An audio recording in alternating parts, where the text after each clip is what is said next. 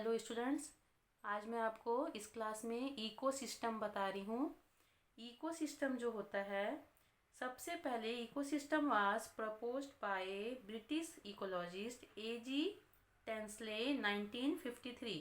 Ecosystem को सबसे पहले इकोलॉजिस्ट थे A.G. टेंसले ने 1953 में दिया। Ecosystem is the functional unit of nature where living organisms interact with each other and with their environment. Ecosystem क्या होता है? एक कार्यात्मक इकाई होती है प्रकृति की, जहाँ जो जीवित और प्राणी हैं वो आपस में एक दूसरे के साथ और वातावरण के साथ, ठीक है, इंटरेक्ट होते हैं। जो ऑर्गेनिज्म हैं आपस में, साथ ही साथ वातावरण के साथ उनका संबंध होता है। इसमें हम इकोसिस्टम में इसका अध्ययन करते हैं, ठीक है। अब हम देखेंगे इकोसिस्टम जो होता है दो कंपोनेंट से बना होता है। इसको हम फ्लो चार्ट से देख लेंगे। इकोसिस्टम फॉर्म्ड होता है टू कंपोनेंट से, एबायोटिक कंपोनेंट और बायोटिक कंपोनेंट, ठीक है। एबायोटिक कंपोनेंट में सबसे फर्स्ट देखेंगे फिजिकल और climatic components like temperature, water, soil, light, humidity, pressure. ये सभी भौतिक हैं, कारक हैं, जैसे ताप, पानी, मिट्टी, लाइट, ठीक है, आर्द्रता, दाब। दूसरा देखेंगे इनऑर्गेनिक कंपाउंड्स, इसमें है लाइक वाटर, मिनरल्स में सल्फर, नाइट्रोजन, फास्फोरस आएगा। एंड एटमॉस्फेरिक गैसेस, इसमें हम देखेंगे ऑक्सीजन, नाइट्रोजन और कार्बन डाइऑक्साइड, ठीक है। उसके बाद देखेंगे नेक्स्ट जो है organic compounds. Organic compounds includes organic substance present in dead bodies of plant and animals. इसमें हम ऑर्गेनिक पदार्थ देखते हैं, कार्बनिक पदार्थ देखते हैं, ठीक है। और नेक्स्ट हम देखेंगे बायोटिक कंपोनेंट, ठीक है, जैविक घटक, इसे कहा जाता है जैविक घटक। इसमें classified into 3 main groups on the basis of mode of nutrition, ठीक है। न्यूट्रिशन के आधार पे इसमें अलग अलग हम देखेंगे प्रोड्यूसर, कंज्यूमर और डीकम्पोजर।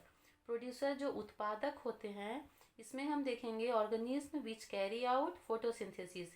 इसमें जो होते हैं वो फोटोसिंथेसिस करते हैं। प्लांट, एल्गी, बैक्टीरिया, ये सब इसके एग्जाम्पल हैं, इसमें आते हैं प्रोड्यूसर में। ऑल्सो कॉल्ड ऑटोट्रॉप्स, इन्हें ऑटोट्रॉप्स कहा जाता है।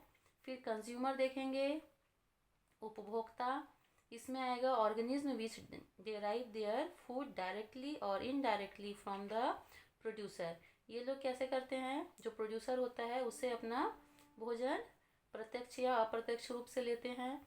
ऑल्सो कॉल्ड हेट्रोट्रॉप्स, इन्हें हेट्रोट्रॉप्स भी कहा जाता है। देखेंगे फिर डीकम्पोजर्स, ठीक है, अपघटक, ये ऑल्सो कॉल्ड रिड्यूसर और माइक्रो कंज्यूमर और सैप्रोप्स, इन्हें कहा जाता है they obtain their nutrition from organic remains. ये लोग अपना भोजन ऑर्गेनिक रिमेन्स से प्राप्त करते हैं। इसमें फंजाई और सर्टेन बैक्टीरिया आते हैं।